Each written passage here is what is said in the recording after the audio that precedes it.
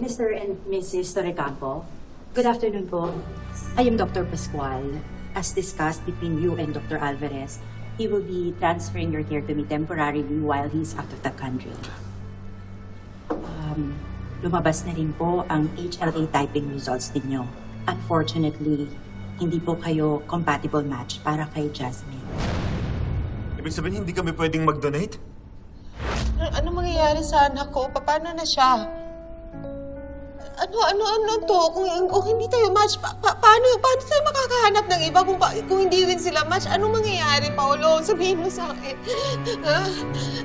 Sabihin mo sa akin, nangako tayo kay Jasmine na magiging okay ang lahat.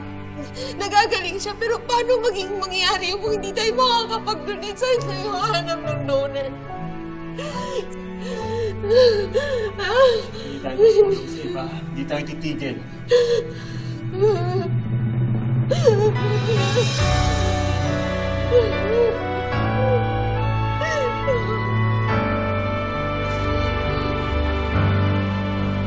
This is not the end, March. Makakahanap tayo ng donor. Sabi ng doktor, mas mataas ang chance na may magmamatch kung blood relative. Hindi tayo susuko, ha? Hanggang kausapin ko si Mama. Lahat ng kakilala ko, kukumbinsihin ko sila. Magmamakaawa ko, pati pamilya mo, kumbinsihin natin sila. Tatanungin natin sila if they can get tested. Paolo, hindi natin sila tatanungin. Kung kumbinsihin natin sila, hindi pwedeng may isa sa kanila ang hindi tumulong.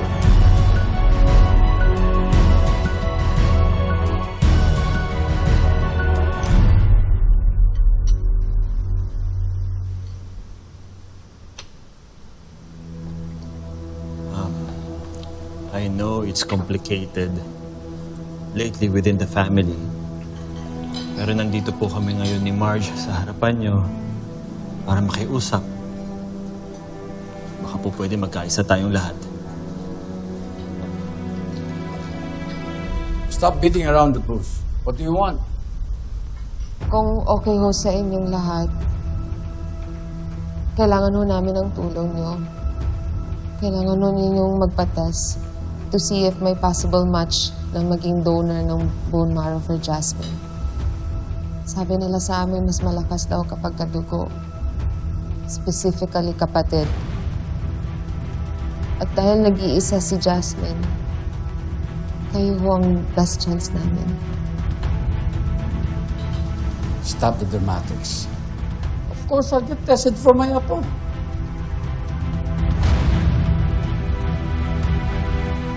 We'll all get tested. Pati ikaw, Thea. And syempre tong si Ashley. Wala namang problema magpa-test sa akin. Pero hindi ako papayag na isali mo si Ashley dito. What? Pero ma, I want to help Jasmine. Bakit hindi ako pwede magpa-test?